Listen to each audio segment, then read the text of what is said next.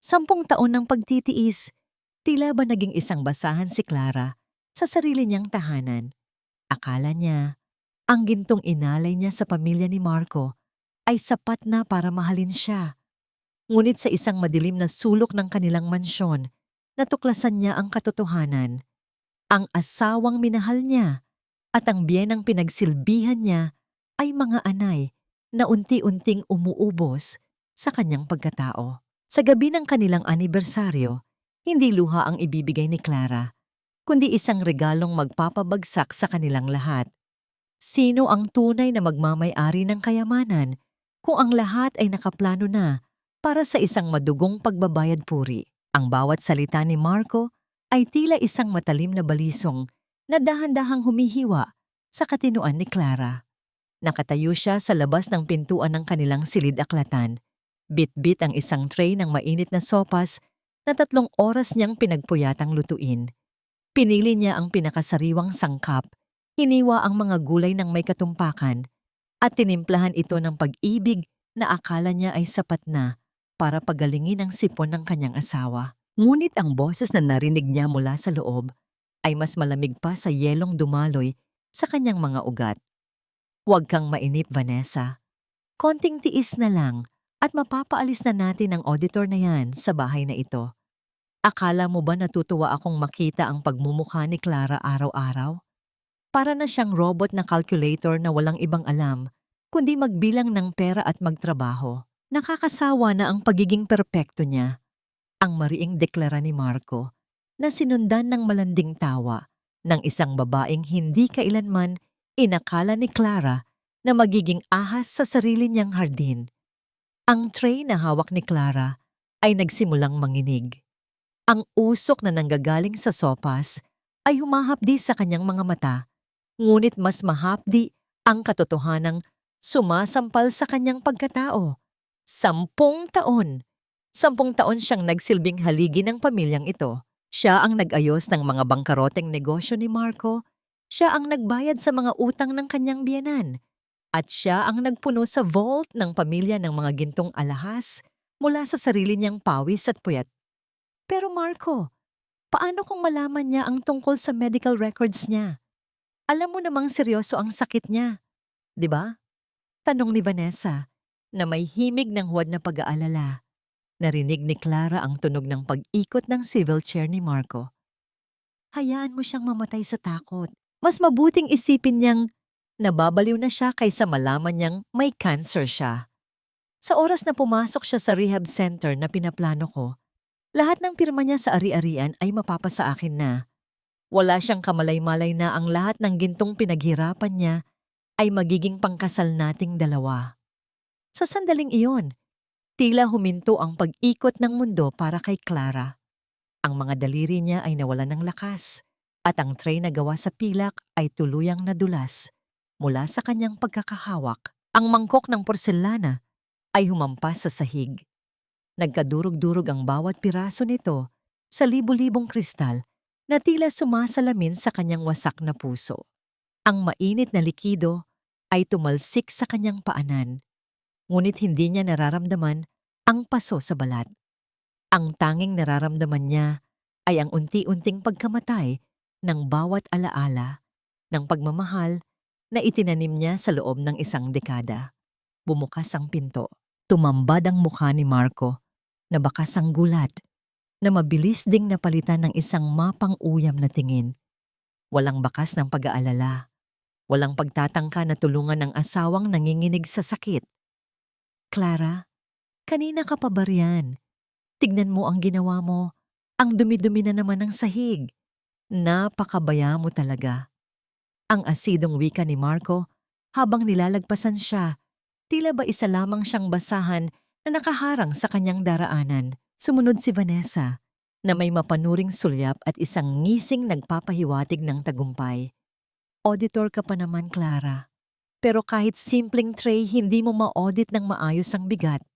Sayang ang sopas, parang ang pag-ibig niyo ni Marco. Tapos na, malapit ng itapon. Nanatiling nakatayo si Clara sa gitna ng kalat.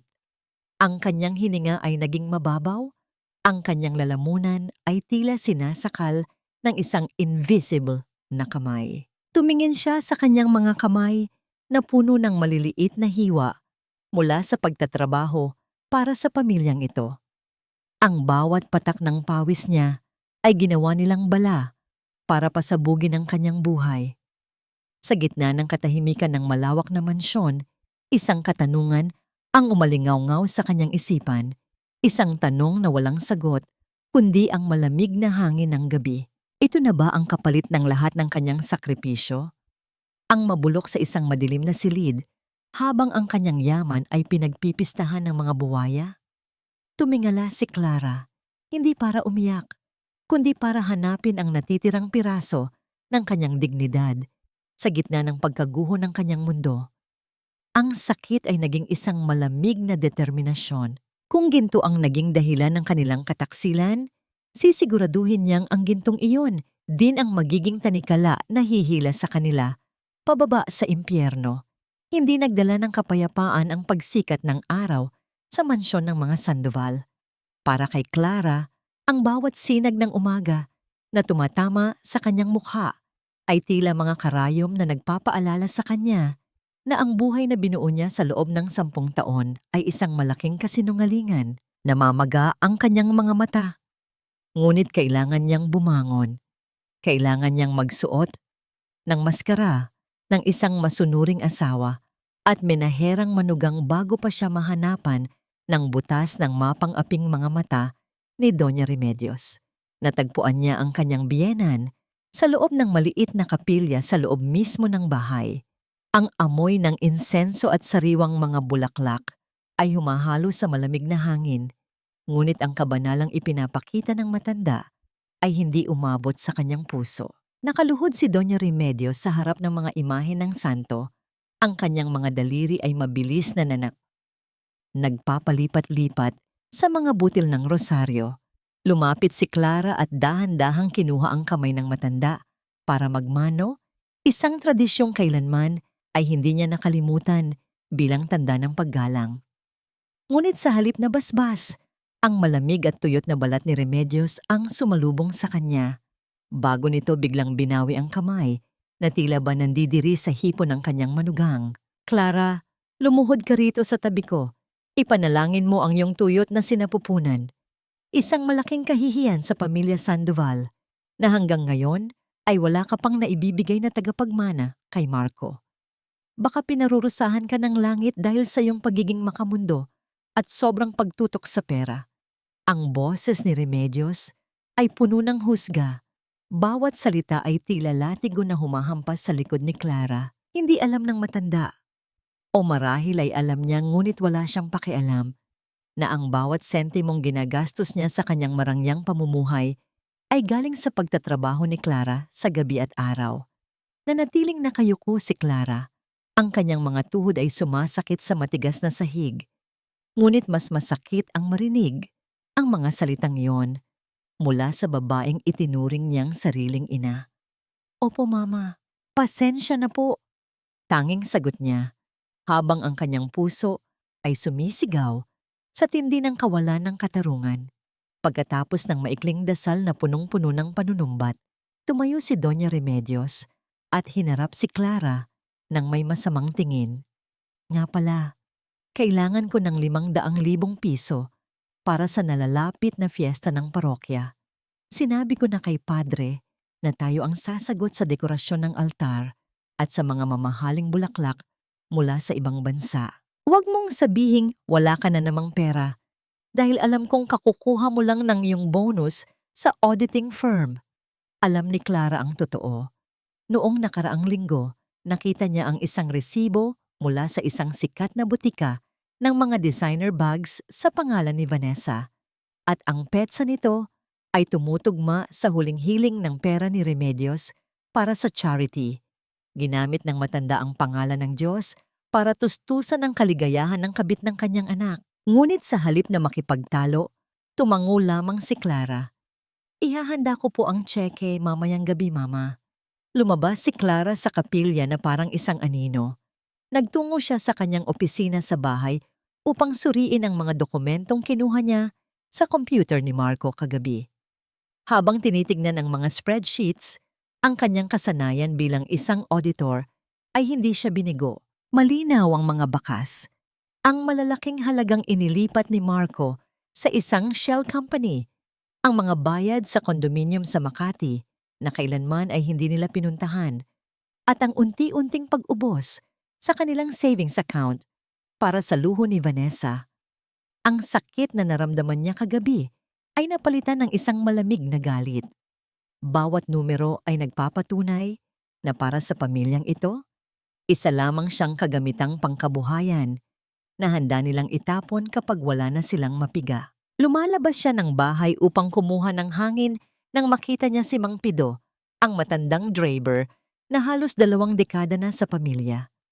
Nakaupo ito sa ilalim ng puno ng mangga, nagpapahid ng pawis sa noo. Nang makita siya ng matanda, agad itong tumayo at binigyan siya ng isang tapat na ngiti. Ma'am Clara, mukhang malalim po ang iniisip niyo. Heto po, kinuha ko itong manggang hilaw sa likod. Alam ko pong paborito niyo ang maasim kapag pagod kayo. Tinanggap ni Clara ang mangga. Habang hinahawakan niya ito, napansin niya ang mga kamay ni Mang Pido, magaspang, may mga kalyo, at madilim dahil sa pagtatrabaho sa ilalim ng init ng araw. Ngunit sa mga kamay na yon, nakita ni Clara ang isang bagay na wala sa kanyang asawa at biyenan, ang katapatan. Salamat Mang Pido, ang bango po nito. Ang bulong ni Clara habang dahan-dahang kumakawala ang isang luha sa kanyang mga mata. Sa unang pagkakataon sa loob ng maraming taon, naramdaman niyang may nagmamalasakit sa kanya nang walang hinihintay na kapalit. Huwag po kayong mag-alala, ma'am. Ang Diyos ay nakakakita sa lahat ng ating paghihirap. Ang ginto, gaano man ito kintab, ay mawawalan din ng ningning kapag ito ay peke. Pero ang pusong totoo, kailanman ay hindi magbabago. Wika ni Mang Pido, na tila ba nababasa ang nasa loob ng kanyang isipan. Tumalikod si Clara upang bumalik sa loob ng mansyon, bit-bit ang manggang bigay ng matanda. Ngunit bago siya pumasok, nahagip ng kanyang paningin si Doña Remedios na pababa ng hagdan, hawak-hawak ang gintong krus na nakasabit sa kanyang leeg. Isang matandang susi na gawa sa tanso ang nakita ni Clara na nakasabit din sa kadena nito na nakatago sa likod ng krus. Noong una ay hindi niya ito binibigyang pansin, ngunit ngayon, ang susing iyon ay tila may ibinubulong na misteryo. Ano ang itinatago ng kanyang biyenan sa susing iyon? Ano ang nasa likod ng mga pinto ng mansyong ito na kailanman ay hindi niya pinayagang buksan? Habang naglalakad palayo ang matanda, nanatili ang paningin ni Clara sa likuran nito. Ang bawat hakbang ni Remedios ay tila nag-iiwan ng bakas ng dumi sa kanyang paningin. Alam ni Clara na ang kanyang laban ay hindi lamang para sa kanyang yaman, kundi para sa kanyang dangal na matagal na nilang tinatapak-tapakan. Ang dilim ng hating gabi ay tila isang malapot na tinta na bumabalot sa bawat sulok ng mansyon ng mga Sandoval. Sa gitna ng malalim na katahimikan, tanging ang sariling tibok ng puso ni Clara ang kanyang naririnig. Isang mabilis at kinakabahang pagpukpok sa loob ng kanyang dibdib na tila nagbababala ng isang panganib. Gamit ang liwanag mula sa kanyang cellphone, dahan-dahan siyang pumasok sa opisina ni Marco. Ang bawat hakbang niya sa makapal na alpombra ay walang nililikhang tunog. Ngunit sa pakiramdam ni Clara, bawat galaw niya ay sumisigaw ng pagtataksil sa isang bahay na itinuring niyang santuaryo. Nanginginig ang kanyang mga daliri habang binubuksan ang pinakaibabang lasi ng desk ni Marco. Alam niya kung saan nagtatago ang kanyang asawa ng mga mahahalagang dokumento. Doon, sa ilalim ng mga lumang kontrata, natagpuan niya ang isang asul na folder na hindi pamilyar sa kanya. Nang buksan niya ito, tila huminto ang pagdaloy ng hangin sa kanyang mga baga. Isang life insurance policy. Sa ilalim ng pangalan ni Clara, nakasaad ang isang napakalaking halaga na ibabayad sa oras ng kanyang pagpanaw. Ngunit ang mas masakit, ang pangalan ng beneficiary ay hindi si Marco at lalong hindi ang anumang charity. Ito ay nakapangalan kay Vanessa, Ang taong sumisira sa kanyang pamilya ang siyang aani ng bunga ng kanyang kamatayan. Ang pagkahilo ay dahan-dahang gumapang sa kanyang ulo. Nararamdaman niya ang malamig na pawis na namumuo sa kanyang batok habang binabasa ang mga detalye. Hindi lang nila siya gustong palitan. Gusto nilang pagkakitaan ang kanyang huling hininga.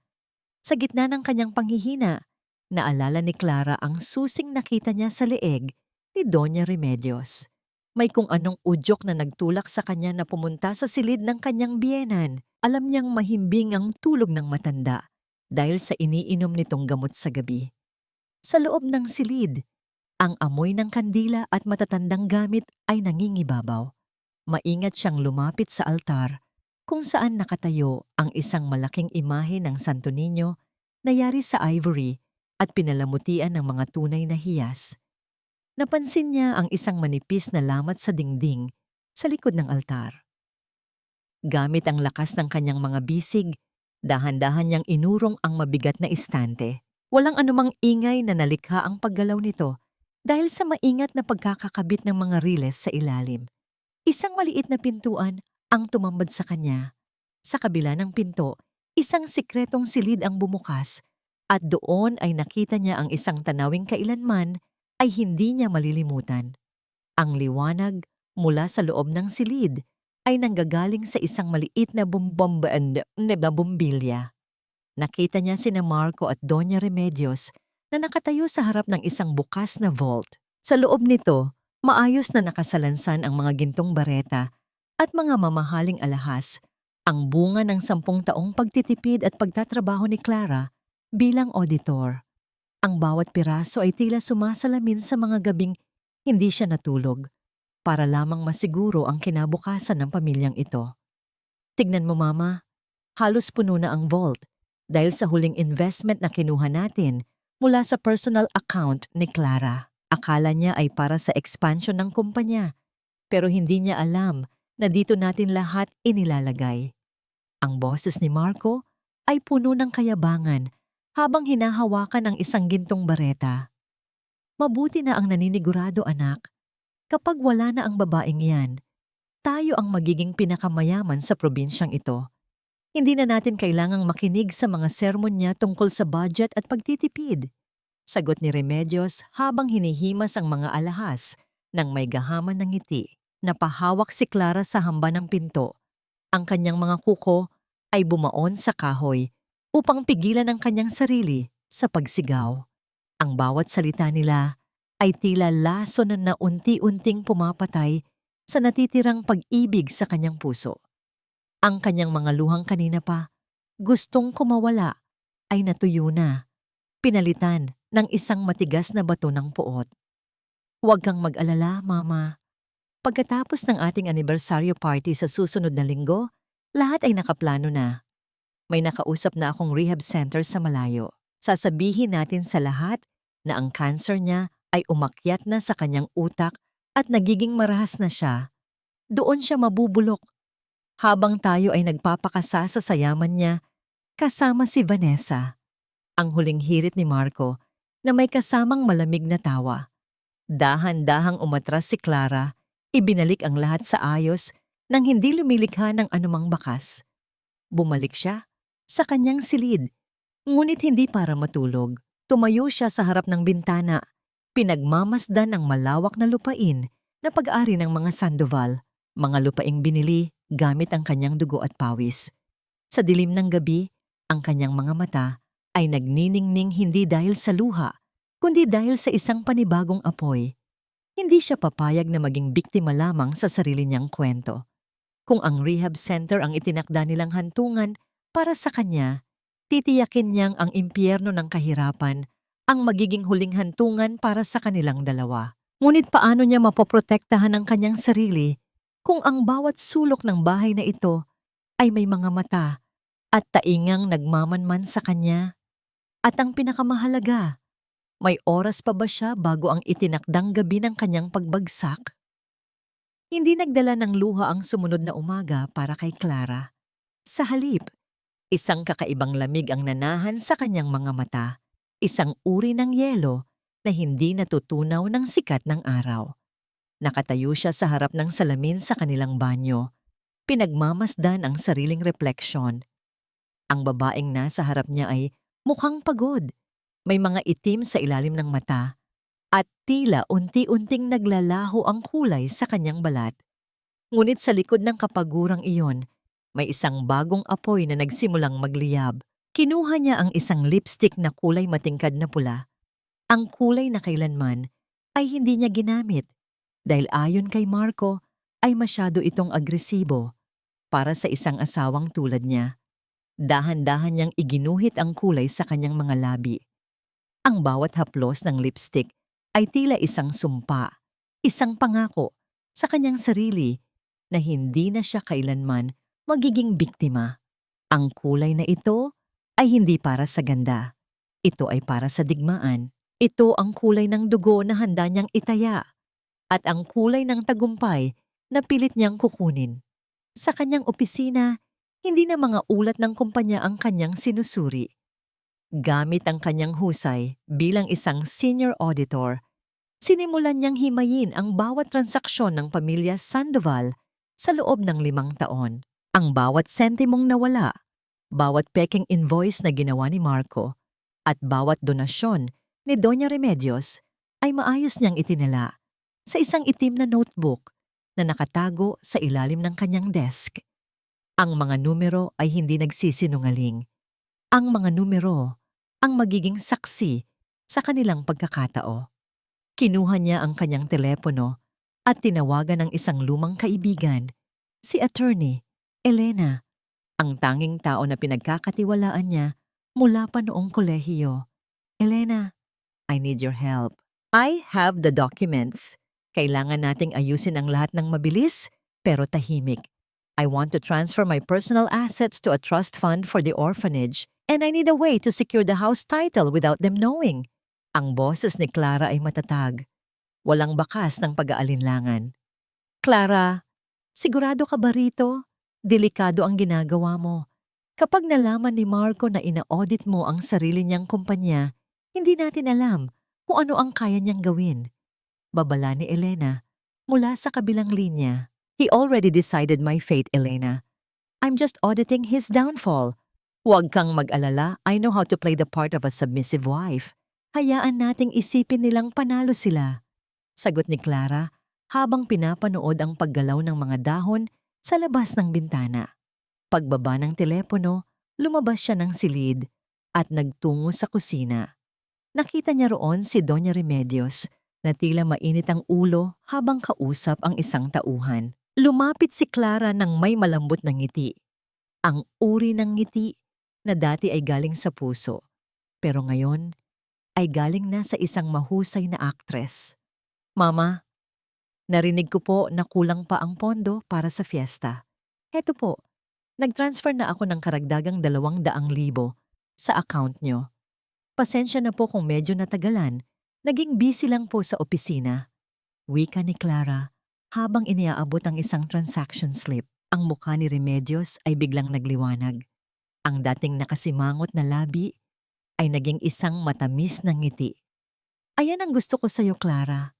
Kahit papaano ay alam mo kung paano bumawi sa iyong mga pagkukulang. Huwag kang mag-alala. Ipagdarasal ko sa simbahan na gumaling na ang iyong kung anong sakit-sakit sa isip. Tumalikod si Clara upang itago ang pait sa kanyang mukha. Ang ganid ng matanda, ang magiging pinakamabisang sandata niya. Habang binubusog niya ang kanilang kasakiman, dahan-dahan niyang hinihigpitan ang bitag. Nang hapong iyon, palihim siyang nakipagkita sa isang matandang platero sa isang maliit na eskinita sa labas ng bayan. Ang matanda ay bihasa sa paggawa ng mga replika ng alahas. Inilapag ni Clara ang isang maliit na sample ng gintong baretang na kuha niya mula sa vault kagabi. Kailangan ko ng mga replika nito. Eksaktong timbang, eksaktong kulay, pero ang loob ay dapat gawa sa tingga. Kaya mo ba itong tapusin sa loob ng 3 araw? Tanong ni Clara. Tumingin ang matanda sa kanya. May pagtataka sa mga mata ngunit tinanggap ang trabaho. Mahirap ang hinihiling mo, iha. Pero kung yan ang gusto mo, gagawin ko. Siguraduhin mo lang na hindi ka mahuhuli sa pagpapalit nito. Pag-uwi sa mansyon, sinalubong siya ni Marco sa pintuan. Mukhang nasa magandang kondisyon ang asawa. May hawak pang baso ng mamahaling alak. Clara, honey, nag-reserve na ako sa isang exclusive spa para sa'yo sa susunod na buwan. You look stressed lately. You need to rest. Let the professionals take care of you, okay? Alam ni Clara ang ibig sabihin nito.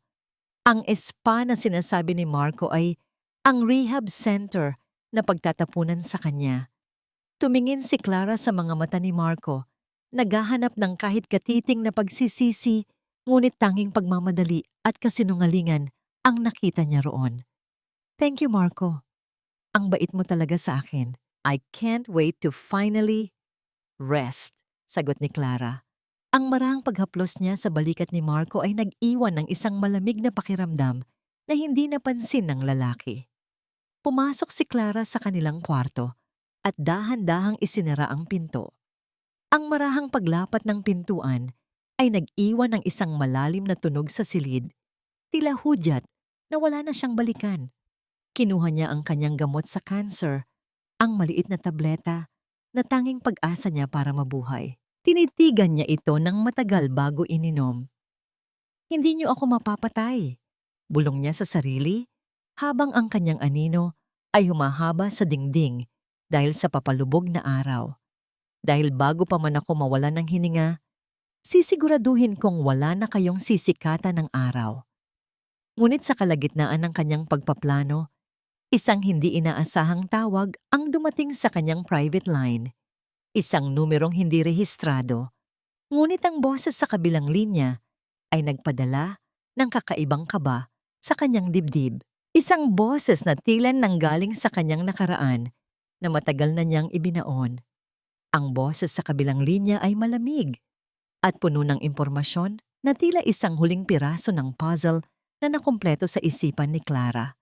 Ito ang pribadong investigador na kinuha niya, na nagbalitang si Vanessa ay hindi lamang isang hamak na kalaguyo. Ito ay lubog sa utang, sa mga ilegal na sugalan at may mga kasong nakabinbin sa ibang bansa. Ngayon ay malinaw na kay Clara kung bakit nagmamadali si Marco na ubusin ang kanyang yaman. Kailangan nitong bayaran ang mga pagkakamali ng babaeng pinili niyang ipalit sa kanyang asawa.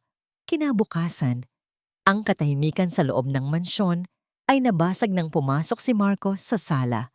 Kasunod ang isang babaeng may suot na napakaikling damit at may makapal na kolorete sa mukha. Si Vanessa, ang bawat hakbang ng kanyang matutulis na sapatos sa makintab na sahig ay tila mga saksak sa dangal ni Clara, na nooy ikaw ay nakaupo lamang sa sofa habang nagbabasa ng mga ulat. Clara, honey, meet Vanessa. Siya ang magiging bagong personal assistant ko sa opisina at dito sa bahay. Masyado ka ng maraming ginagawa, kaya naisip ko na kailangan mo ng makakatulong sa mga papeles at sa pag-aayos ng nalalapit nating anibersaryo, ang wika ni Marco nang walang bakas ng hiya sa kanyang mga mata. Isang matalim na ngiti ang ibinigay ni Vanessa kay Clara.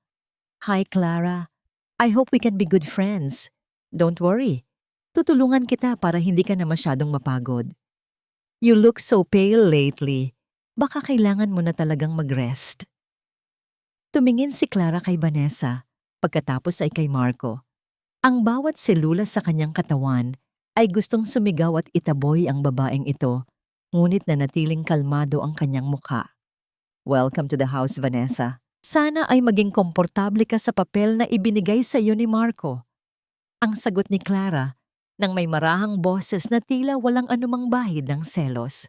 Nang hapon ding iyon, habang inihahanda ni Clara ang kanyang asul na bestida na balak niyang suotin sa anibersaryo, isang damit na pinag-ipunan niya at may malalim na sentimental value. Pumasok si Vanessa sa kanyang silid-bihisan. Hawak nito ang isang baso ng pulang alak sa harap ng malaking salamin. Tinitigan ni Vanessa ang sarili bago biglang ibinuhos ang alak sa gitna ng bestida ni Clara. Ang matingkad na pula ng alak ay dahan-dahang kumalat sa asul na tela, tila isang malaking sugat na hindi na kailanman maghihilom. Ang marahang pagpatak ng likido sa sahig ay nag-iwan ng mga mantsa na kasing dumi ng budhi ng babaeng nasa harap niya. Oops, I'm so sorry, Clara. Ang tanga ko talaga, natabig ko ang baso. Pero sa tingin ko, hindi na bagay sa'yo ang ganitong style. Masyadong matanda. I'll tell Marco to buy you a new one. Yung pang-rehab na style. Ang pang-uyam na tawa ni Vanessa na tila isang matalim na kuko na kumakaskas sa pisara. Huminga ng malalim si Clara. Nilapitan niya ang kanyang bestida, hinawakan ang basang tela, at naramdaman ang lamig ng alak sa kanyang mga daliri. Sa halip na sampalin si Vanessa o magsisigaw, tumayo siya ng matuwid at hinarap ito. Ang kanyang mga mata ay walang bakas ng luha, kundi isang lalim na hindi maarok ni Vanessa. Huwag kang mag-alala, Vanessa. Isang damit lang ito. Marami pa akong pwedeng ipalit. Wika ni Clara. Binuksan niya ang kanyang jewelry box at inilabas ang isang kwintas na may malaking pendant na ginto. At dahil bago ka rito, gusto kitang bigyan ng regalo. This is a family heirloom. It's solid gold. Isuot mo ito para magmukha kang kagalang-galang sa tabi ni Marco. Kislap ng kasakiman ang rumehistro sa mga mata ni Vanessa habang tinatanggap ang kwintas. Hindi niya alam na ang kwintas na yon ay isa sa mga unang replika na ipinagawa ni Clara, gawa sa tingga at balot lamang ng manipis na ginto. Isang palamuti na kasing peke ng kanyang pagkatao. Wow, thank you, Clara. You're so kind talaga. Hindi ko akalain na ganito kakadaling kausap. Ang tuwang-tuwang sagot ni Vanessa habang isinusuot ang ginto sa kanyang leeg. Nang gabing iyon, habang ang buong mansyon ay tila nahimbing na, dumaan si Clara sa tapat ng silid-aklatan ni Marco. Narinig niya ang boses ng kanyang asawa na tila balisa, nakikipag-usap sa telepono ng may pabulong na boses. Sinasabi ko sa inyo, bibigyan ko kayo ng cash sa susunod na linggo. 5 milyong piso, cash. Huwag niyo munang gagalawin si Vanessa. Konting tiis lang. Kailangan ko lang maiproseso ang mga papeles ni Clara. Oo, alam ko ang deadline. Ang bawat salita ni Marco ay nagkumpirma sa lahat ng hinala ni Clara. Ang kanyang asawa ay hindi lamang isang taksil. Isa rin itong desperadong lalaki na handang pumatay ng sariling asawa para lamang maisalba ang isang babaeng baon sa utang. Ang 5 milyong pisong sinasabi nito ay ang halagang balak nitong kunin sa insurance policy ni Clara sa oras na maideklara itong wala sa sariling kaisipan. Naglakad palayo si Clara. Ang kanyang anino ay tila sumasayaw sa ilalim ng malamig na liwanag ng buwan na tumatagos sa mga bintana. Ang bigat ng kanyang daladalang lihim ay tila hindi na niya nararamdaman dahil ang galit ay nagsilbing pakpak para sa kanyang susunod na hakbang. Anong gagawin ni Marco kapag nalaman niyang ang perang inaasahan niya ay maglalaho na parang usok? At si Vanessa hanggang kailan niya kayang dalhin ang bigat ng huwad na gintong nakasabit sa kanyang leeg bago ito maging isang tanikala na hihila sa kanya sa ilalim ng tubig. Ang init sa loob ng kusina ay tila isang buhay na nilalang na sumasakal sa bawat hininga ni Clara. Sa kabila ng kanyang nanghihinang katawan at ang tila walang katapusang pag-ikot ng paligid, pinilit niyang tapusin ang pagluluto ng paboritong putahe ni Marco at ng kanyang biyenan. Ang amoy ng bawang at luyang ginigisa ay karaniwang nagbibigay sa kanya ng ngaliw. Ngunit ngayon, bawat langhap niya ay nagdudulot ng matinding pagbaliktad ng kanyang sikmura. Ang mga butil ng pawis na dumadaloy mula sa kanyang noo ay humahalo sa kanyang mga luhang pilit niyang itinatago. Sa isang iglap, ang liwanag ng bumbilya sa kisame ay tila sumabog sa libu-libong bituin sa kanyang paningin. Ang hawak niyang sandok ay dahan-dahang nadulas mula sa kanyang mga daliri. Wala siyang narinig na anumang tunog, kundi ang malakas na pintig ng sariling puso sa loob ng kanyang mga tainga. Ang kanyang mga tuhod ay nawalan ng lakas at ang kanyang katawan ay bumagsak sa matigas at malamig na tile ng kusina. Ang kanyang pisngi ay dumikit sa semento, ramdam ang bawat dumi at lamig nito. habang ang kadiliman ay dahan-dahang kumakain sa kanyang kamalayan. "Ano ba yan, Clara? Napaka-clumsy mo talaga." Ang matalas na boses ni Doña Remedios ang unang bumutas sa katahimikang bumabalot kay Clara. Dahan-dahang iminulat ni Clara ang kanyang mga mata, ngunit ang tanging nakita niya ay ang nakasimangot na mukha ng kanyang biyenan. Wala itong balak na lumapit o humawak sa kanya. Sa halip, tinakpan nito ang sariling ilong at tumingin sa paligid nang may labis na pandidiri. "Mama, hindi ko po, pakiramdam ko po ay hihimatayin ako muli." Ang mahinang bulong ni Clara, ang kanyang boses ay tila isang tuyot na dahon na tinatangay ng hangin. "Huwag mo akong mama rito. Nakakahiya kapag nakita ka ng mga bisita na nakahandusay sa sahig na parang isang lasengga. Vanessa, tawagin mo ang mga tauhan. Kaladkarin niyo ang babaeng yan sa bodega sa likod. Ayaw kong mabahiran ng malas ang kusinang ito bago ang party. Doon siya ilagay para hindi siya makaabala sa mga naghahanda." Utos ni Remedios nang walang katiting na pag-aalinlangan. Naramdaman ni Clara ang magaspang na kamay ng mga tauhan na bumuhat sa kanya. Hindi siya itinuring na tao. Binuhat siya na parang isang sako ng bigas na wala nang pakinabang. Ang huling nakita niya bago tuluyang magdilim ang lahat ay ang nakakalokong ngiti ni Vanessa habang tinitignan ang kanyang nanghihinang kalagayan. Nang muling magkamalay si Clara, ang amoy ng alikabok at lumang gamit ang sumalubong sa kanya. Nakahiga siya sa isang manipis na karton sa sahig ng madilim at masikip na bodega.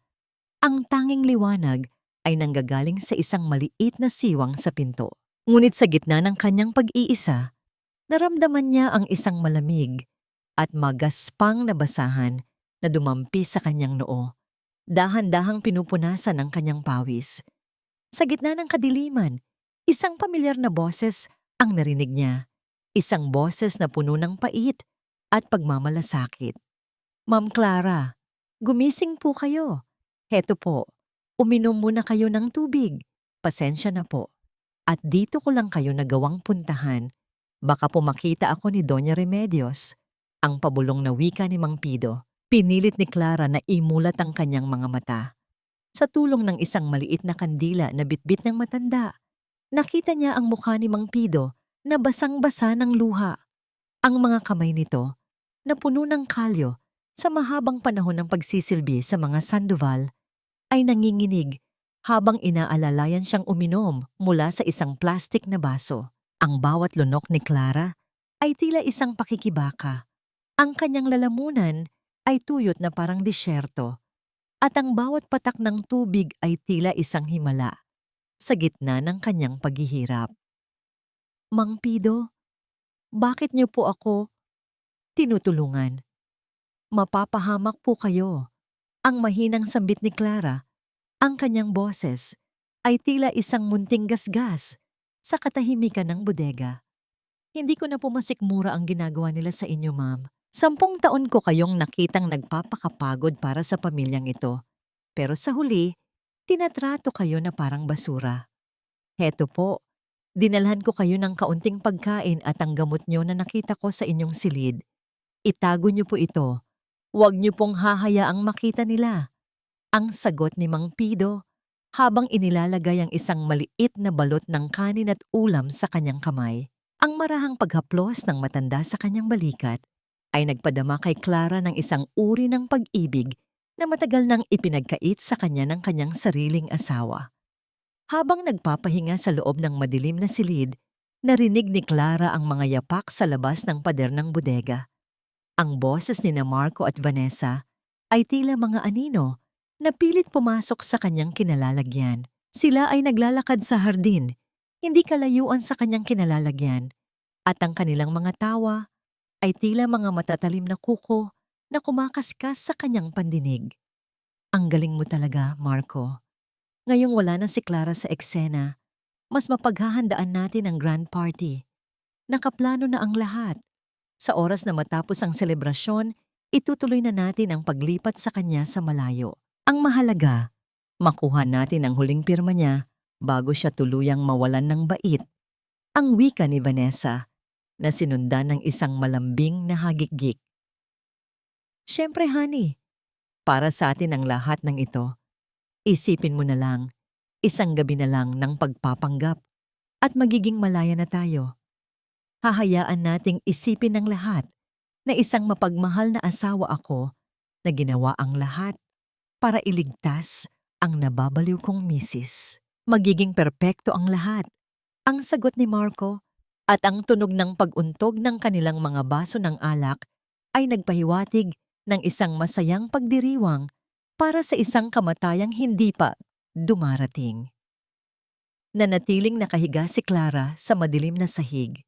Ang bawat salitang binitiwan ng kanyang asawa ay nagsilbing gasolina sa apoy na unti-unting nagliliyab sa kanyang dibdib. Ang panghihina ng kanyang katawan ay dahan-dahang napalitan ng isang kakaibang lakas. Isang lakas na hindi nanggagaling sa laman, kundi sa isang pusong wala nang natitirang takot. Sa gitna ng alikabok, amag at mga lumang gamit, isang bagong Clara ang isinisilang. Ang kanyang mga daliri ay mariing bumaon sa karton na kanyang kinahihigaan hanggang sa maramdaman niya ang sakit sa ilalim ng kanyang mga kuko. Tumingala siya sa maliit na siwang ng pinto kung saan sumisilip ang liwanag ng buwan. Ang kanyang mga mata, na dati ay puno ng pag-ibig at pagtitiis, ngayon ay naging kasing talim ng mga bituin sa langit. Hindi pa ako mamatay, Marco. Hindi pa ako mamatay, Remedios. Ang bulong ni Clara sa kanyang sarili. Ang bawat pantig ay puno ng isang sumpa na hindi mababali.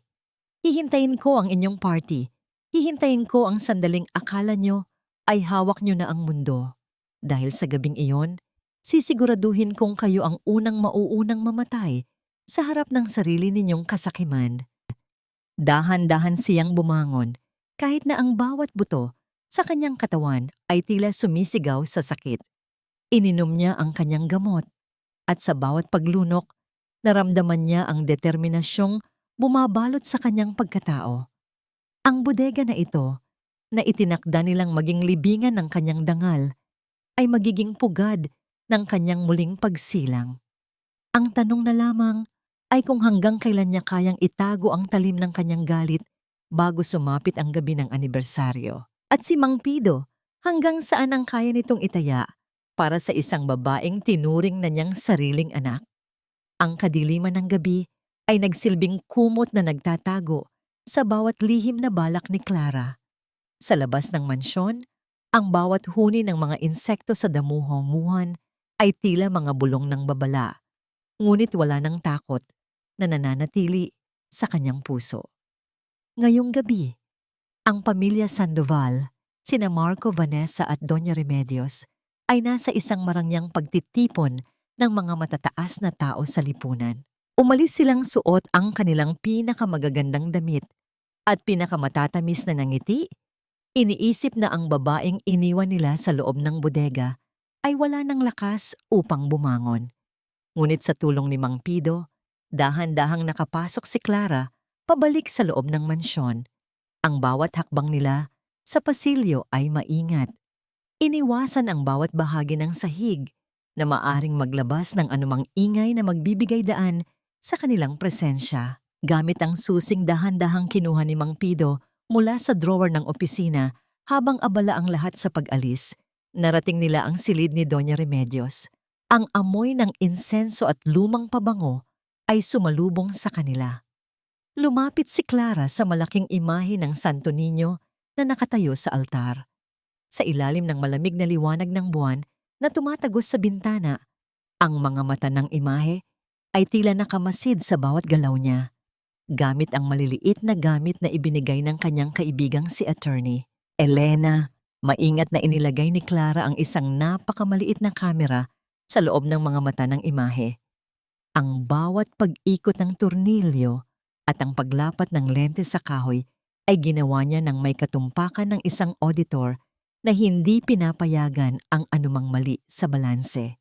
Ngayon, ang Diyos na laging kinakausap ni Remedios ay magkakaroon na ng kakayahang itala ang bawat kasakiman at kasalanang gagawin sa loob ng silid na ito. Matapos iyon, nagtungo sila sa sikretong vault sa likod ng altar. Sa tulong ni Mang Pido, dahan-dahang inururong ang mabigat na istante. Ang tunog ng mga riles na nagkikiskisan sa ilalim ay tila isang mahabang buntong hininga ng mansyon na tila sumasang-ayon sa gagawing pagbabayad puri ni Clara. Nang bumukas ang vault, ang kintab ng mga gintong bareta ay sumilaw sa kanilang mga mata. Iyon ang mga gintong kinuha sa kanya, ang mga pangarap na itinayo niya sa loob ng 10 taon na pilit nilang ninanakaw. Maingat na inilabas ni Mang Pido ang mga bag na naglalaman ng mga blocking tingga na ipinagawa ni Clara sa platero. Ang bawat pagpalit ay isang ritual ng paglaya. Kinuha ni Clara ang isang totoong gintong bareta, malamig, matigas, at mabigat.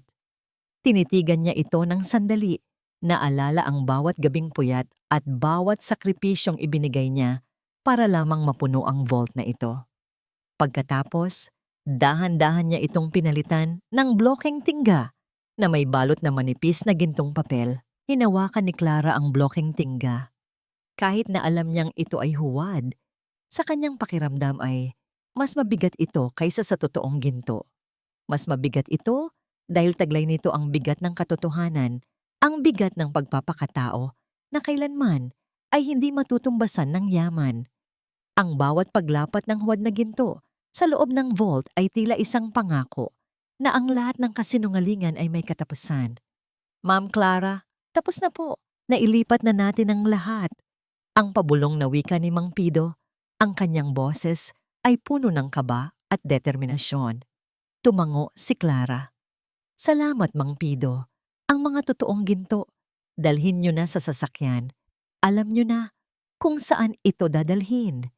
Ang bawat bareta ng totoong ginto ay ipinadala ni Clara sa Cognevien kung saan siya lumaki. Nais niyang ang yaman na kinuha mula sa kanyang dugo at pawis ay mapunta sa mga batang walang pamilya, sa mga kaluluwang tulad niya na minsan nang nangulila sa pagmamahal. Iyon ang kanyang paraan ng pagpapagaling sa sugat ng nakaraan. Ang yamang ito ay hindi na magiging kasangkapan ng kasakiman, kundi magiging liwanag ng pag-asa para sa mga nangangailangan. Bago sila lumabas, huminto muna si Clara sa harap ng salamin sa silid ni Remedios. Ang kanyang refleksyon ay malayo na sa babaeng umiyak sa loob ng bodega kagabi. Ang bawat galaw niya ay may tiyak na layunin. Isinara nila ang vault at ibinalik ang lahat sa ayos, tila walang anumang nangyari.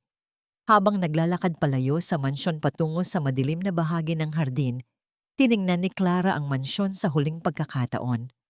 Ang mga ilaw sa loob ay unti-unting namamatay, tila sumasalamin sa unti-unting pagguho ng pundasyon ng pamilya Sandoval. Ang lahat ng nakikita ng mata ay mananatiling marangya. Ngunit sa loob nito, ang lahat ay wala ng laman, kundi tingga at kadiliman. Ang tanging natitira na lamang ay ang paghihintay sa gabi ng anibersaryo. Ang gabi kung saan ang lahat ng huwad na ningning ay tuluyang maglalaho at ang katotohanan ang siyang magniningning sa gitna ng kadiliman. Ngunit sa gitna ng kanyang tagumpay, isang pangamba ang gumapang sa kanyang dibdib. Paano kung mapansin ni Marco ang kaibahan ng timbang bago sumapit ang party? At ang mga kamera na kanyang inilagay, kakayanin ba ng kanyang puso na mapanood ang bawat detalye ng kataksilang gagawin nila sa loob mismo ng kanyang tahanan? Ang bawat kilos ni Clara sa loob ng mga sumunod na araw ay tila isang sayaw sa ibabaw ng manipis na salamin.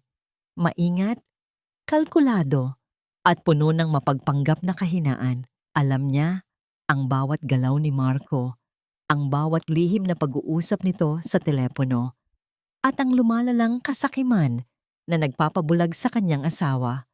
Panahon na para bitawan ng pain na hindi kayang tanggihan ng isang taong uhaw sa yaman. Isang hapon, habang nagpapanggap na inaayos ang kanyang mga gamit sa opisina, sadyang iniwan ni Clara ang isang folder na may tatak na Confidential Gold Creek Mining Project sa ibabaw ng mesa. Alam niyang papasok si Marco sa silid, upang maghanap ng anumang mapapakinabangan bago siya tuluyang paalisin ang kan. Nang marinig niya ang marahang pagpihit ng doorknob at ang mabibigat na hakbang ng kanyang asawa, nanatili siyang nakatalikod, pinagmamasdan ang papalubog na araw na nagkukulay kahel sa buong paligid. "Marco, honey, andyan ka pala." Ang mahinahong bati ni Clara, pilit na itinatago ang talim ng kanyang paningin. "Medyo sumasama ang pakiramdam ko, kaya magpapahinga muna ako sa kwarto. Pakisara na lang ang pinto paglabas mo." Agad na nakuha ng folder ang atensyon ni Marco. Pagkaalis ni Clara, mabilis nitong binuksan ang mga papeles. Doon ay nakita niya ang mga pekeng ulat na ginawa ni Clara. Isang proyektong nangangako ng triple na balik ng puhunan sa loob lamang ng 1 buwan. Dahil sa pagmamadali nitong mabayaran ang mga utang ni Vanessa at mapanatili ang kanilang marangyang buhay, hindi na nag-isip si Marco. Ang kanyang mga mata ay naningkit sa galak. Habang binabasa ang mga pekeng numero, agad niyang tinawagan si Vanessa. "Vanessa, baby, we found it. Ang jackpot na hinihintay natin. Kapag nailipat ko ang lahat ng pondo ng kumpanya rito, hindi na natin kailangan ang barya-baryang insurance ni Clara. We will be billionaires." Ang boses ni Marco ay puno ng adrenaline. Walang kamalay-malay na ang bawat pisong inilalabas niya sa kumpanya ay diretsong napupunta sa isang trust fund para sa mga ulila na itinayo ni Clara. Ngunit ang kasakiman ni Vanessa ay hindi lamang para sa pera. Ito ay para sa posisyon. Gusto niyang makitang tuluyan nang nadudurog si Clara. "Kung ganoon, Marco, why wait? Ayoko nang makita ang babaeng iyan sa bahay na ito. It's either her or me. I want her out tonight." Nang gabing iyon, tinawag ni na Marco at Doña Remedios si Clara sa sala. Ang atmosfera sa loob ng malawak na silid ay malamig at puno ng tensyon. Nakaupo si Remedios sa kanyang paboritong silya. Hawak ang kanyang rosaryo, habang si Marco ay nakatayo sa harap ng fireplace, may hawak na isang puting sobre. "Clara, maupo ka." Ang utos ni Marco. Ang kanyang boses ay wala ng bakas ng lambing. Tanging ang tigas ng isang taong nakuha na ang gusto. "Pag-isipan nating mabuti ito. Hindi na gumagana ang pagsasama natin. Your mental state is deteriorating at pabigat ka na sa pamilya. It's better for everyone kung maghiwalay na tayo." Inilapag ni Marco ang mga papeles sa mesa, ang petition for annulment at isang waiver na nagsasaad na tatalikuran ni Clara ang lahat ng kanyang karapatan sa kanilang mga ari-arian at sa mansyon. Ang marahang paglapat ng mga papel sa ibabaw ng salamin ng mesa ay tila tunog ng isang hatol na bitay sa pandinig ng sino mang nagmamahal, ngunit para kay Clara, ito ang tunog ng kalayaan. "Pirirmahan mo ito, Clara," dagdag ni Remedios habang matalimang tingin. "Ito ang pinakamabuting paraan para hindi na lumaki ang gulo. You should be thankful na hindi ka namin agad ipinapasok sa ospital para sa mga baliw. Just sign it and leave with your clothes. Wala kang makukuha kahit isang sentimo rito dahil lahat ng yaman ng Sandoval ay para sa amin." Tumingin si Clara sa kanyang asawa, ang lalaking pinag-alayan niya ng 10 taon ng kanyang buhay. Nakita niya ang kawalan ng awa sa mga mata nito, ang pagkabulag sa pag-ibig na huwad. Ang kanyang puso ay kumurot sa huling pagkakataon. Isang huling hapdi para sa alaala ng lalaking inakala niyang bayani niya. Dahan-dahan niyang kinuha ang panulat. "Sigurado ka ba rito, Marco? Pagkatapos ng lahat ng ginawa ko para sa pamilyang ito? Pagkatapos kong iligtas ang negosyo niyo ng paulit-ulit?" Ang tanong ni Clara. Ang kanyang boses ay nanginginig, hindi dahil sa takot, kundi dahil sa matinding pagpipigil ng emosyon. "Don't make this harder than it is, Clara. It's just business. Nagamit mo na ang oras mo and now it's Vanessa's turn." Ang sagot ni Marco nang may malamig na ngisi. Sa bawat titik ng kanyang pangalan na isinulat ni Clara sa dokumento, naramdaman niya ang unti-unting pagbigat ng kadiliman sa paligid ng kanyang asawa at biyenan. Hindi nila alam na ang pinirmahan niyang waiver ay kalakip ang isang lihim na sugnay na maglalantad sa lahat ng ilegal na transaksyon ni Marco sa oras na maaprubahan ang paghihiwalay. Tapos na, bulong ni Clara matapos ilapag ang panulat.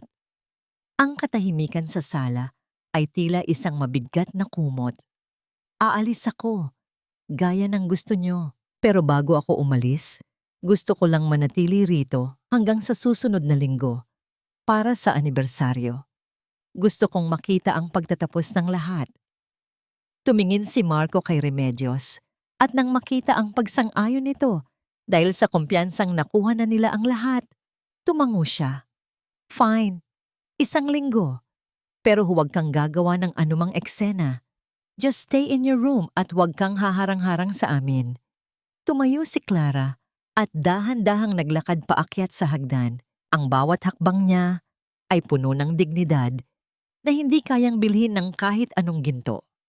Ngunit sa kanyang isipan, isang malaking katanungan ang nabuo habang hawak-hawak ang tila nanginginig niyang dibdib. Nakuha na ni Marco ang pain at nailipat na ang lahat ng pondo sa isang proyektong hindi naman totoo. Ngunit sapat na ba ang 1 linggo para maprotektahan ni Clara ang kanyang sarili mula sa mas madilim pang balak ni Vanessa? At ano ang gagawin niya kapag nalaman niyang may mas malalim pang lihim na itinatago si Marco sa likod ng insurance policy na balak nitong gamitin laban sa kanya? Ang katahimikan sa loob ng silid ni Clara ay tila isang malalim na telon na naghihiwalay sa kanya mula sa ingay ng mundong pilit siyang iginigiba. Hawak niya ang isang maliit na maleta, hindi para punuin ng mga mamahaling hiyas o mga damit na gawa sa seda, kundi para itago ang iilang alaala ng kanyang nakaraan na hindi pa nababahiran ng dumi ng pamilya Sandoval. Ang bawat tiklop ng kanyang mga damit ay maingat. Tila bawat himaymay ng tela ay may dalang bigat ng 10 taong pananatili sa mansyong ito. Walang anumang tunog ng pagsasara ng maleta, tila ba ang hangin mismo ay nakikiramay sa kanyang pag-alis. Sa gitna ng kanyang pag-iimpake, napatitig siya sa isang lumang litrato ng kanyang mga magulang, ang iisang bagay na nagpapaalala sa kanya na bago siya naging misis ni Marco, siya ay isang batang may sariling mga pangarap at dangal. Ang dahan-dahang paghaplos ng kanyang daliri sa ibabaw ng lumang papel ay nagpadama sa kanya ng isang uri ng kapayapaan na matagal nang nawala sa kanyang buhay. Bumaba si Clara sa likod ng bahay kung saan alam niyang nagpapahinga si Mang Pido sa ilalim ng malamig na liwanag ng buwan. Ang matanda ay nakaupo sa isang lumang bangko, nakatitig sa kawalan. Nang lumapit si Clara, dahan-dahang inilabas ng matanda ang kanyang panyo upang punasan ang mga matang tila may namumuong luha. Ma'am Clara, totoo po ba ang naririnig ko? Aalis na po kayo pagkatapos ng party?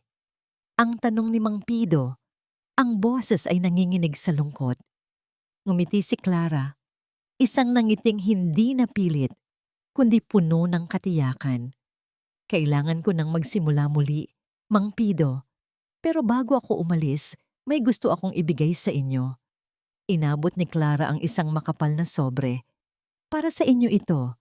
Gusto kong bumalik na kayo sa probinsya nyo. Bumili kayo ng sariling lupa at magpahinga na. Hindi nyo na kailangang maglingkod sa mga taong hindi marunong magpahalaga sa inyo. Nanginginig ang mga kamay ng matanda habang tinatanggap ang sobre. Napakarami po nito, ma'am. Hindi ko po ito matatanggap. Tanggapin niyo po, Mang Pido. Iyan ay bunga ng katapatan niyo sa akin nung panahong lahat sila ay tinalikuran ako. Ang katapatan ay may katapat na yaman na hindi kayang tapatan ng ginto. Ang malambot na wika ni Clara habang hinahawakan ang magaspang na kamay ng matanda. Sa sandaling iyon, ang damdamin ni Clara ay tila isang ilog na kumakalma pagkatapos ng isang malakas na bagyo. Nakikita niya sa mga mata ni Mang Pido ang pasasalamat na hindi mababayaran ng anumang salapi. Naglakad si Clara patungo sa gitna ng malawak na hardin. Tumingala siya sa mansyong Sandoval, ang malalaking bintana, ang mga dekorasyong ginto, at ang tila walang katapusang karangyaan. Sa paningin ng iba, Ito ay isang palasyo. Ngunit para kay Clara, ito ay isang napakagandang kulungan. Ang liwanag mula sa loob ng bahay ay tumatagos sa mga kurtina, ngunit ramdam niya ang lamig at kawalan ng kaluluwa ng bawat pader nito. Huminga siya ng malalim, hinahayaan ang sariwang hangin ng gabi na pumasok sa kanyang mga baga. Ang bawat pagbuga ng kanyang hininga ay tila pagpapakawala sa bawat sakit, bawat panunumbat, at bawat pagsasakripisyo na ibinigay niya sa loob ng 10 taon. Ngayon, ramdam niya ang isang uri ng kalayaang hindi niya inakalang posible pa. Wala na siyang kailangang patunayan, wala na siyang kailangang iligtas. Ang tanging kailangan niyang gawin ay ang manindigan sa huling pagkakataon. Habang nakatayo sa ilalim ng puno ng nara, ang liwanag mula sa kanyang cellphone ay biglang gumuhit sa gitna ng kadiliman ng kanyang palad. Isang mensahe mula sa pribadong investigador ang dumating. May kalakip na isang audio file. Isinuot ni Clara ang kanyang earphones at pinindot ang play. Ang boses ni Vanessa sa kabilang linya ay tila isang ahas na nagbubulong ng lason. Don't worry, honey. Sa sandaling makuha natin ang insurance money ni Clara, pagkatapos ng anibersaryo, lilipat na tayo sa ibang bansa. Sino ba ang mag-aakala na si Marco Sandoval ay nagpakasal sa isang kabit na may asawa na pala sa Singapore? Basta siguraduhin mong hindi na siya makakapagsalita kailanman. Ang bawat salita ay tila isang malamig na hampas ng tubig sa mukha ni Clara. Hindi lang pala utang ang itinatago ni Vanessa. Mayroon pa itong mas madilim na lihim na maaaring sumira. Hindi lang kay Marco, kundi sa buong pangalan ng pamilya, Sandoval. Ang pagtataksil ni Marco ay hindi lamang isang simpleng pambababae. Isa itong malaking pagkakamali na magdadala sa kanya sa sarili niyang kapahamakan. Mariing hinawakan ni Clara ang kanyang cellphone, ang kanyang mga kuko, ay tila ba gustong bumaon sa matigas na screen nito. Isang matalim na tingin ang ipinukol niya sa bintana ng silid ni Marco, kung saan nakikita niya ang anino ng kanyang asawa at ni Vanessa na tila nagdiriwang na ng kanilang tagumpay. Ang lahat ay nakahanda na. Ang mga bitag ay nakakalat na sa bawat sulok ng mansyon.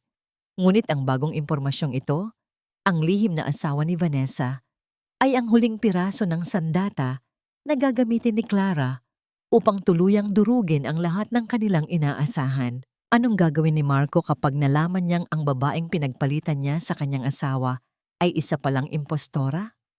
At paano haharapin ni Doña Remedios ang kahihiyang dulot ng katotohanang ang magiging manugang niya ay isang kriminal? Nanatiling nakatayo si Clara sa dilim. Ang kanyang mukha ay nababalot ng isang kakaibang liwanag mula sa buwan. Ang anibersaryo ay bukas na. At sa gabing iyon, hindi lamang mga alahas ang magniningning, kundi ang katotohanang magpapabagsak sa lahat ng kanilang kasinungalingan. Ang mansyon ng mga Sandoval ay nagniningning sa ilalim ng libu-libong mga kristal na ilaw, tila isang bituin na bumagsak sa gitna ng kadiliman ng gabi.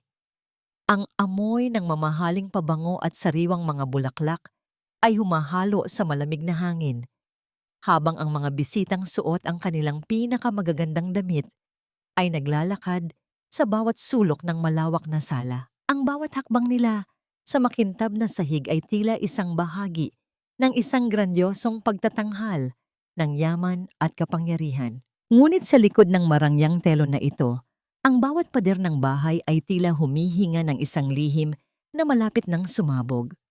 Nakatayo si Marco sa gitna ng entablado, hawak ang isang baso ng kumikinang na inumin. Ang kanyang mukha ay puno ng kayabangan. Ang bawat ngiti niya ay tila isang proklamasyon ng kanyang tagumpay. Sa tabi niya, si Vanessa ay nakasuot ng pulang bestida na tila kumakatawan sa kanyang ambisyon, habang si Doña Remedios ay nakaupo sa gitna ng mga matatanda. Suot ang kanyang pinakamalaking ngiti at ang kanyang rosaryo na tila ba isang banal na taming. Isang magandang gabi sa inyong lahat. Ang simula ni Marco, ang kanyang boses, ay umaalingaw-ngaw sa buong silid, puno ng tiwala sa sarili. Ngayong gabi, Hindi lamang natin ipinagdiriwang ang anibersaryo ng pamilyang ito. Ipinagdiriwang din natin ang tagumpay ng Sandoval Group sa ating pinakabagong proyekto sa Gold Creek. Dahil sa proyektong ito, ang yaman ng ating pamilya ay hindi na lamang basta ginto. Ito ay magiging isang pamana na hinding-hindi malilimutan. Nagpalakpakan ng mga tao. Ang tunog ng kanilang mga kamay na nagtatama ay tila isang malakas na agos ng tubig na bumabalot sa silid. Ngunit sa gitna ng pagdiriwang, dahan-dahang bumaba ng hagdan si Clara. Nakasuot siya ng isang simpleng itim na bestida, walang anumang alahas sa kanyang leeg o braso, ngunit ang kanyang tindig ay may dalang dignidad na hindi matutumbasan ng anumang hiyas. Ang bawat hakbang niya ay tila may kasamang bigat ng katotohanang bitbit niya. "Clara, honey, come here," tawag ni Marco. Pilit na ipinapakita sa lahat ang kanyang mapagmahal na pagtrato sa asawa. "Mama, bakit hindi mo ipakita sa ating mga bisita ang bunga ng ating pagsusumikap? Ipakita mo sa kanila ang mga gintong bareta na magsisilbing pundasyon ng ating bagong imperyo." Tumayo si Doña Remedios nang may malapad ng ngiti. "Siyempre anak, para makita ng lahat na ang pamilya Sandoval ay hindi kailanman naghihirap." Dinala ni Remedios ang ilang mga piling bisita sa harap ng isang maliit na vault na inilabas sa gitna ng sala para sa okasyong yon. Sa ilalim ng mga mata ng lahat, dahan-dahan niyang inikot ang dial. Ang bawat pag-ikot nito ay tila isang mabagal na pagbilang sa nalalabing sandali ng kanilang kasinungalingan. Nang bumukas ang pinto ng vault, ang liwanag ng mga ilaw ay tumama sa mga blokeng ginto sa loob. Kinuha ni Remedios ang isang bareta at itinaas ito ng may pagmamalaki.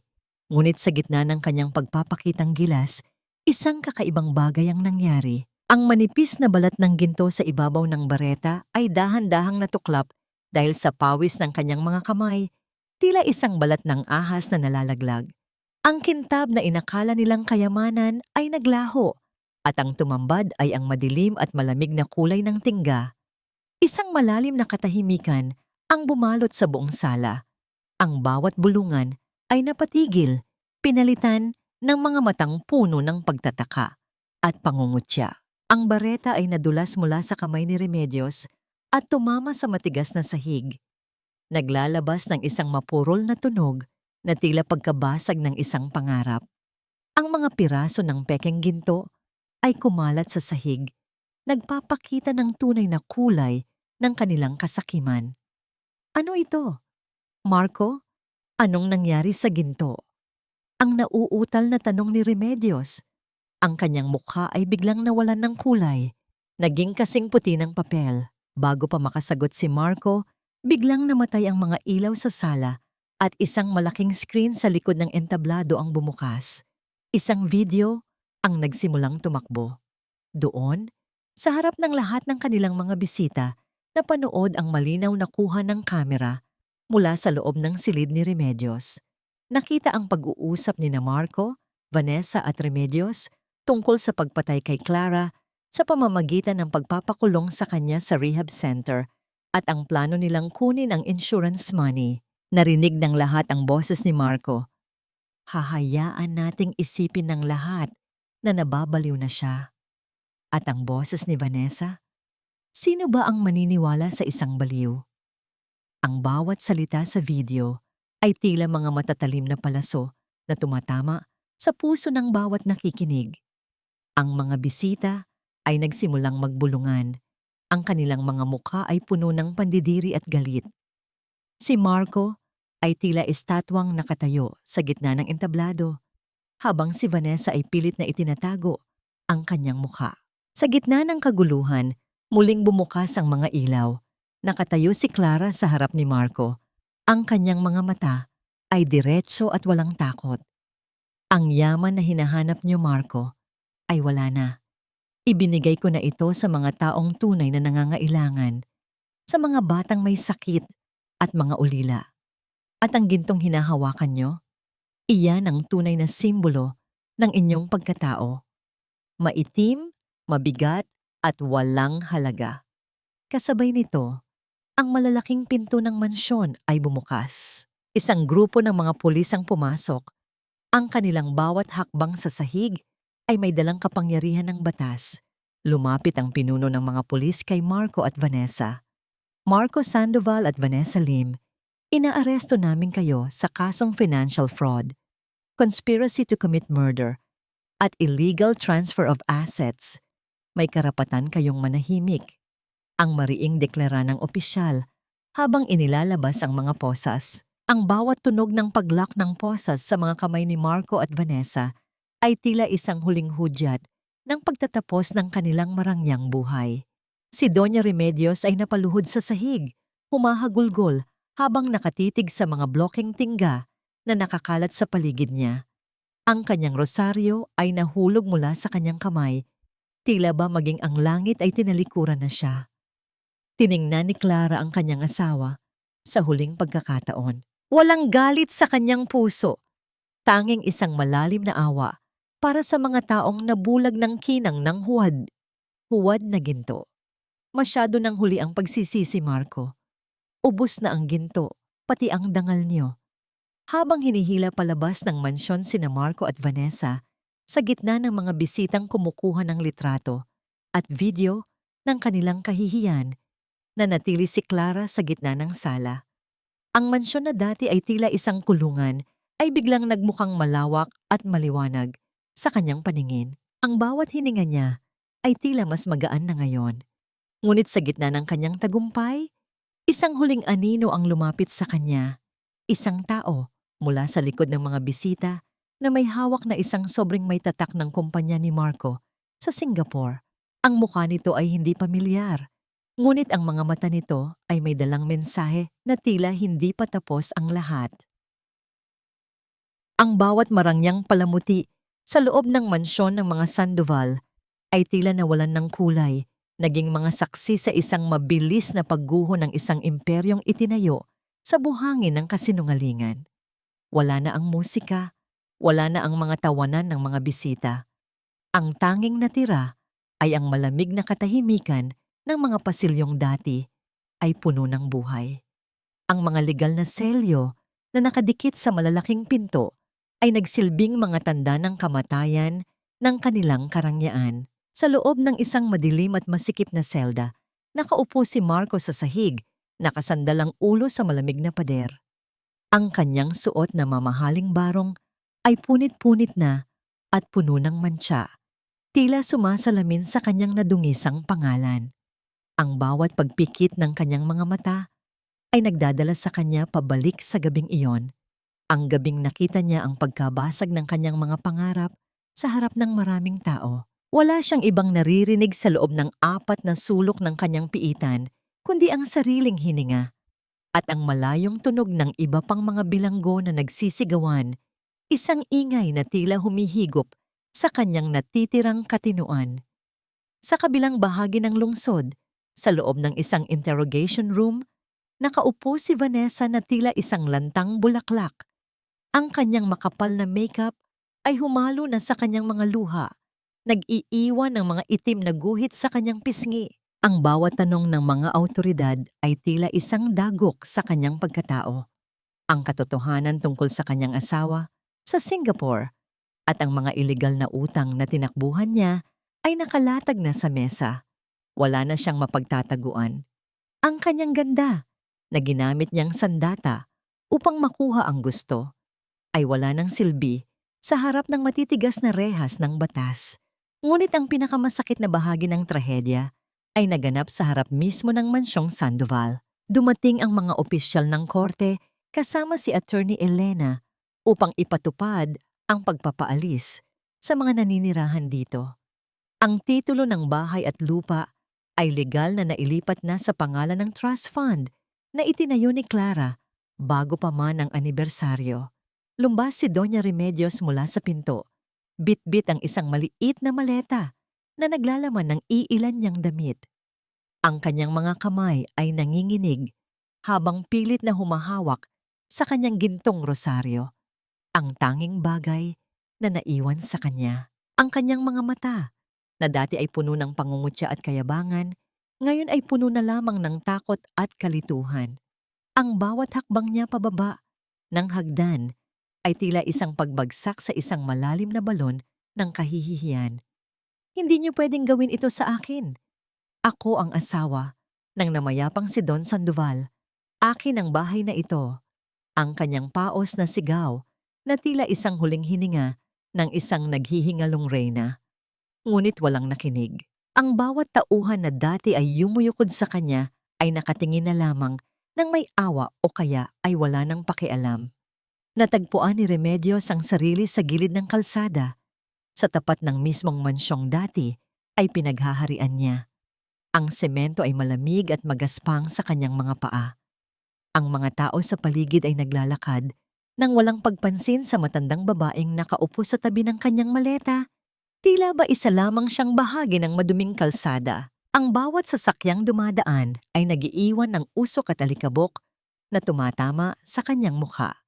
Sa gitna ng kanyang kawalan ng pag-asa, isang puting sasakyan ang dahan-dahang huminto sa kanyang tapat. Bumaba ang salamin ng bintana at tumambad ang mukha ni Clara. Walang bahid ng galit o tagumpay sa kanyang mga mata. Tanging isang malalim at tahimik na kapayapaan ang mababasa rito. Tinitigan ni Clara ang kanyang dating biyenan, ang babaeng itinuring niyang ina, ngunit itinuring siyang basura. Bumaba si Clara mula sa sasakyan at lumapit kay Remedios. Ang marahang paglapat ng kanyang mga sapatos sa semento ay tila isang maingat na musika sa gitna ng ingay ng lungsod. May kinuha siyang isang balot ng mainit na pagkain mula sa loob ng sasakyan at dahan-dahang inilapag ito sa tabi ng maleta ni Remedios. Mamatisama ang mahinang tawag ni Clara. Ang kanyang boses ay tila isang malambot na hangin. Heto po ang pagkain. Kumain po kayo. Tumingala si Remedios. Ang kanyang mga labi ay nanginginig, ngunit walang salitang lumabas. Ang pagtititigan nilang dalawa ay tila isang mahabang paglalakbay pabalik sa lahat ng mga sandaling sinaktan siya ng matanda. Sa halip na gumanti, pinili ni Clara ang huling pagkakataon ng kabutihan, hindi dahil karapat-dapat ang matanda, kundi dahil iyon ang nagpapatunay na hindi siya naging katulad nila. Tumalikod si Clara at dahan-dahang bumalik sa kanyang sasakyan. Ang marahang pagsara ng pinto ng sasakyan ay tila huling tuldok sa kabanata ng kanyang buhay sa pamilya Sandoval. Habang umaandar ang sasakyan palayo, nakita ni Clara sa side mirror ang anino ni Remedios na unti-unting lumiliit. Yakap ang kanyang maleta sa gitna ng malawak at malupit na mundo. Ang mansyon ay naiwang bakante. Ang mga ilaw ay tuluyan ng namatay.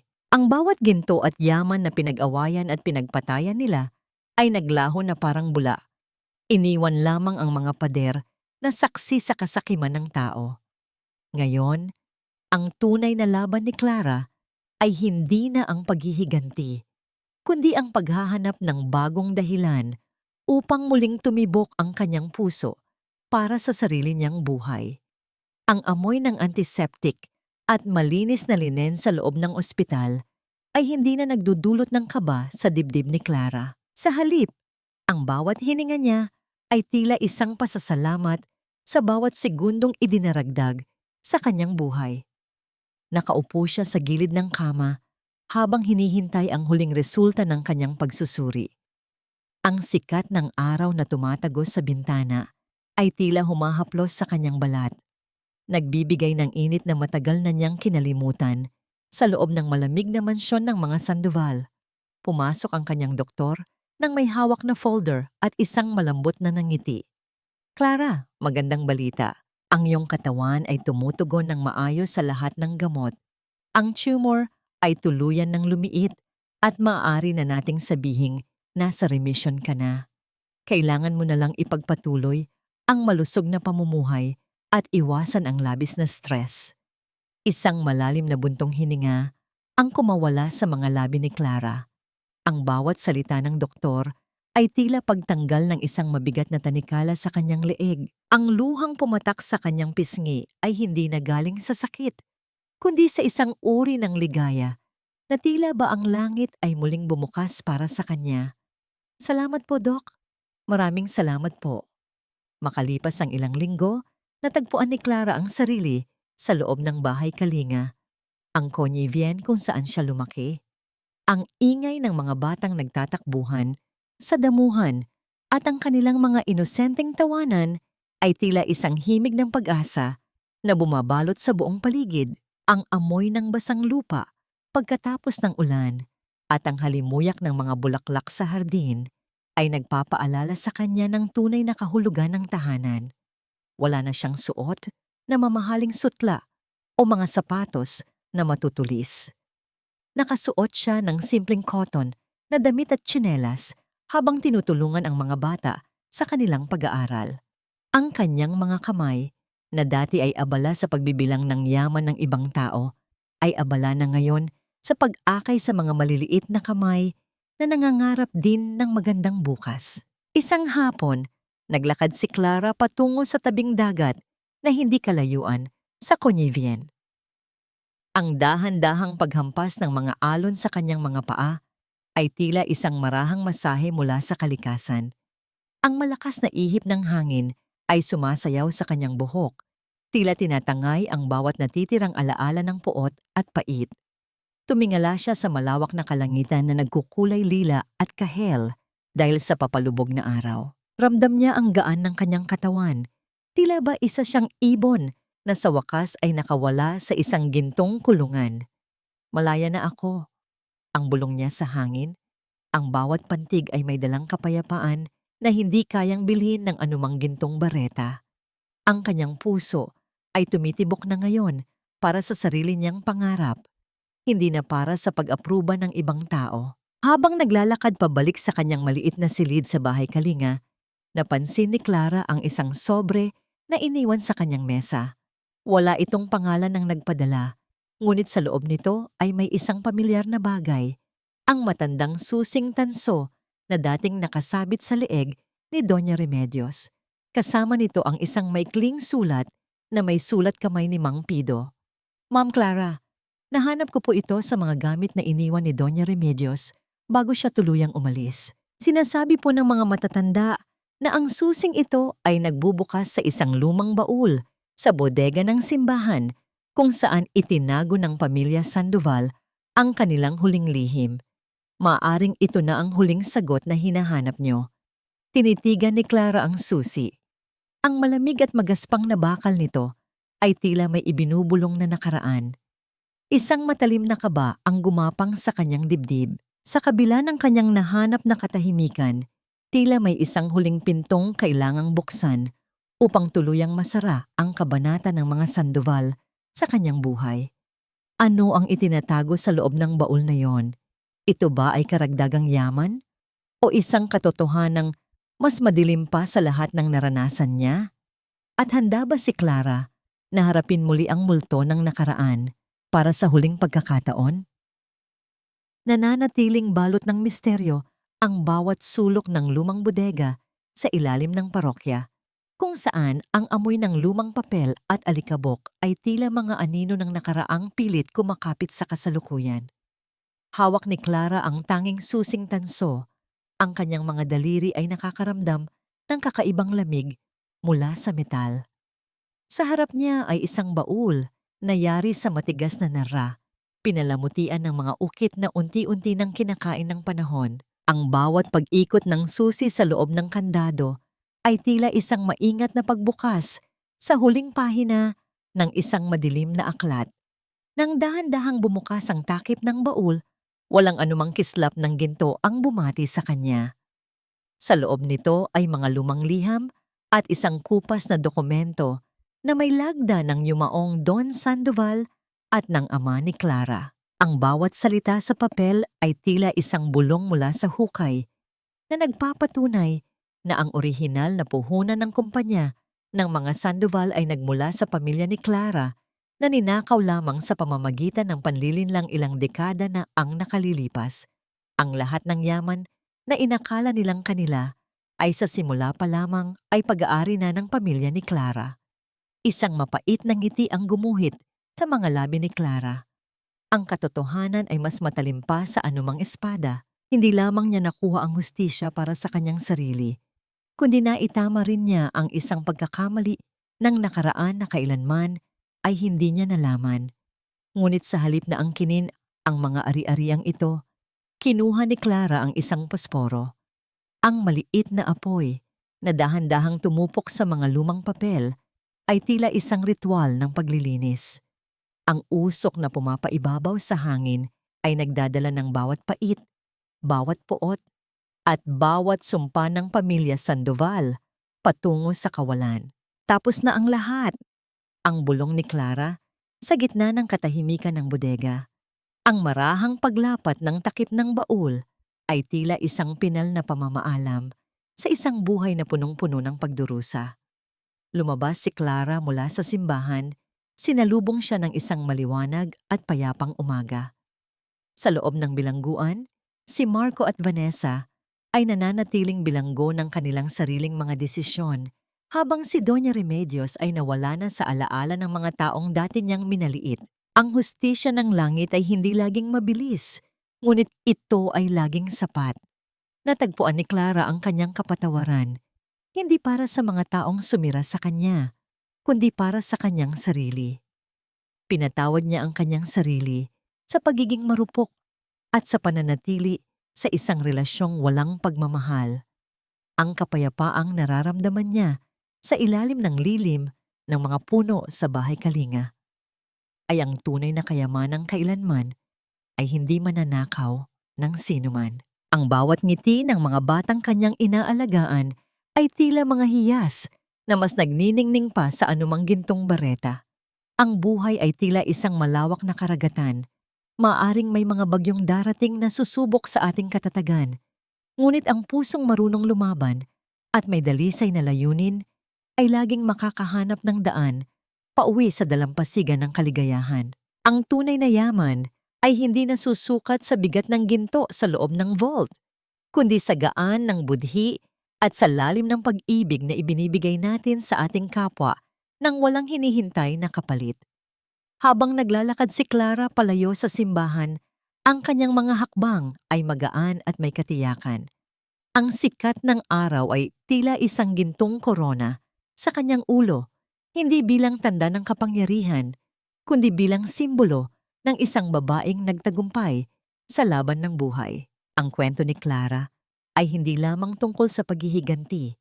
Ito ay tungkol sa muling pagsilang ng isang kaluluwang nahanap ang kanyang liwanag sa gitna ng pinakamadilim na gabi. Dito nagtatapos ang mahabang paglalakbay ng isang pusong sugatan na ngayon ay buo na at handang harapin ang bawat bukas ng may pag-asa at isang matamis na ngiti. Ang ginto ay naging abo, ngunit ang dangal ni Clara ay mananatiling maningning hanggang sa dulo.